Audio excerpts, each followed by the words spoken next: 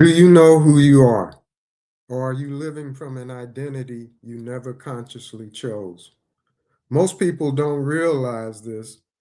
Their identity was shaped early, before they had the ability to question it through repetition, through environment, and through experience.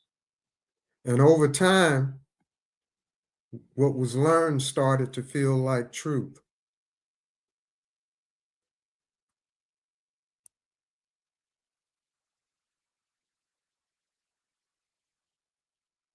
Welcome back to Transforming Lives Network, helping you become your best possible self. We often hear the question, is identity nature or nurture? Is it something we're born with or something shaped by our environment? The answer is both. But here's what most people overlook. A significant portion of your identity was formed before you had awareness, which means you may be living from conclusions you never consciously made. And this is where people get stuck.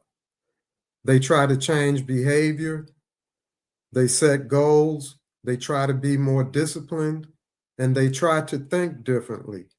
But behavior is not the starting point, identity is. Let's define what we mean by identity. Identity answers a simple question: who am I? It is the internal set of beliefs and conclusions that shape how you think, how you respond, and what you believe is possible for you. Identity is not just descriptive, it is directive. From a developmental perspective, identity forms early. Children do not analyze, they absorb. Repetition becomes belief, emotion becomes meaning, and authority becomes truth.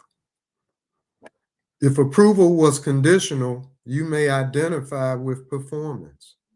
If instability was present, you may identify with control.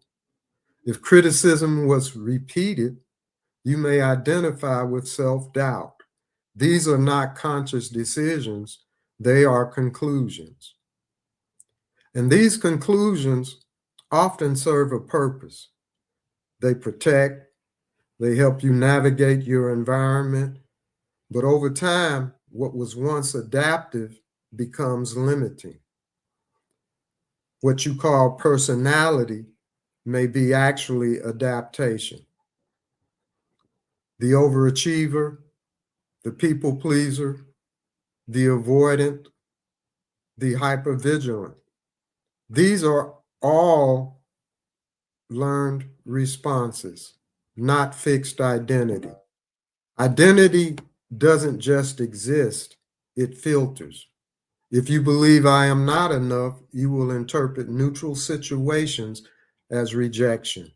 If you believe I am capable, you will interpret challenge as opportunity. Same situation, different identity, different outcome. Identity shapes interpretation, interpretation shapes response, response shapes trajectory. So when people try to change behavior without examining identity, they stay stuck.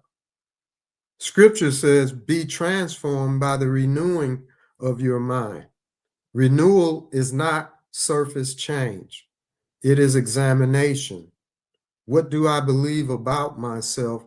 Where did that belief come from? Is it accurate or is it inherited? Renewal means this: what was learned can be questioned. So when we talk about becoming your best possible self, we are not talking about doing more. We are talking about becoming aware, aware of what you believe, aware of what you've accepted, aware of what you've never questioned, because you cannot consistently act beyond what you think or believe about yourself. Self-actualization begins with clarity. If you never examine your identity, you will continue living from assumptions that you never consciously chose. So the question is not just, who are you? The question is, who have you been taught to believe you are? That's a good question. Who have you been taught to believe you are? Are you willing to examine it